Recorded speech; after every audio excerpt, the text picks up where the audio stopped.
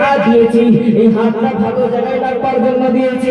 আমি আল্লাহ এই হাত দিয়েছি তোমাকে মানুষের উপকার করবার জন্য। আমি আল্লাহ তোমাকে হাত দিয়েছি মানুষকে গর্ত থেকে তোলার জন্য। আমি আল্লাহ পাক তোমাকে হাত দিয়েছি আমার দিকে আনন্দ ইশারা করবার জন্য। আমার বান্দা শোনো শোনো, আমি আল্লাহ তোমাকে হাত দিয়েছি আমার কালামুল্লাহ শরীফটাকে খুলবার জন্য। আমি আল্লাহ তোমাকে হাত দিয়েছি আমার খুশি তুমি ভক্ষণ করবে এই জন্য।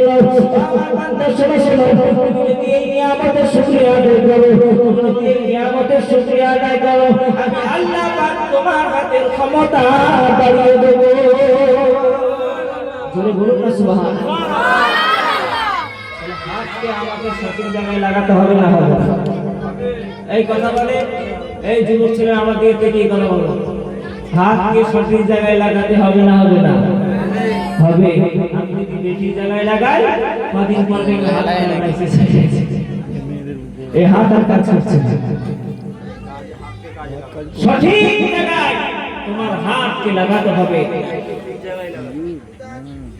আল্লাহ রাব্বুল আলামিন আবেদন দিলেন, আমার বান্দারা শোনো শোনো, আমি আল্লাহ তোমাদেরকে জবান দিয়েছি, এই জবান থেকে তোমরা ভালো কথা বলবে।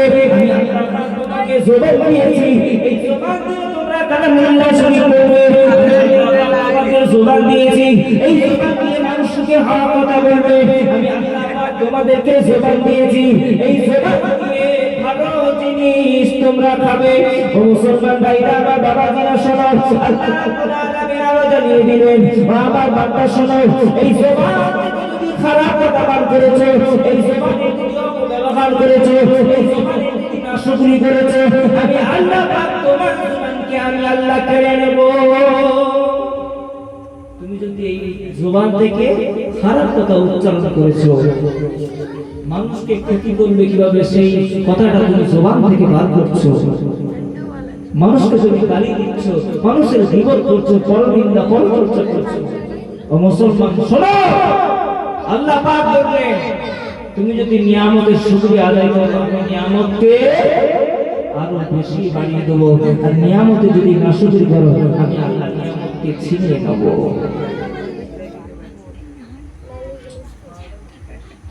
মুসলমান ভাইরা বা বাবারা, আল্লাহ রাব্বুল আলামিন আরো জানালেন, বাবা বান্দারা শোনো শোনো, আমি আল্লাহ পাক তোমাদেরকে পা দিয়েছি, আমি আল্লাহ পাক তোমাদেরকে পা নামক নিয়ামত দিয়েছি।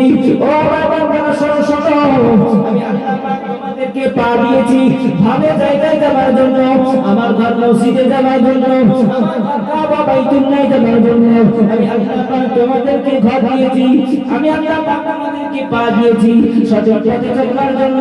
আমি আল্লাহ পাক তোমাদেরকে পা দিয়েছি ইহদিনাস সিরাতাল মুস্তাকিম, সোজা পথে চলবার জন্য।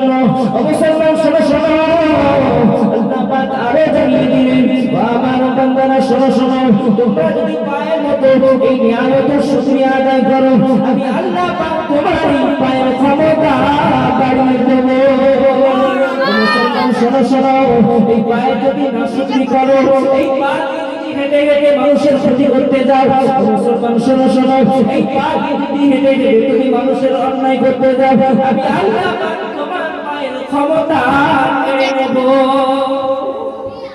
এই পায়ের মতো নিয়ামত দিয়েছি, তুমি যদি সঠিক জায়গায় ব্যবহার করো, সঠিক জায়গায় যাও, আমি আল্লাহ পাক তোমার এই পায়ের ক্ষমতা, পায়ের তেজ, পায়ের জ্যোতিকে আরো বেশি বাড়িয়ে দেবো। আর যদি এর নাশুকরি করেছো, আমি আল্লাহ পাক পাকে পঙ্গু করে রেখে দেবো। ব্যাস, এই পঙ্গু গাড়ি আছে তো, কি বলে এটাকে, প্রতিবন্ধী গাড়ি, ওই হাতে হ্যান্ডেল করে ছুটতে হবে আর পায়ে দৌড়াতে হবে। এই জন্য নিয়ামতকে শুকরিয়া আদায় করো।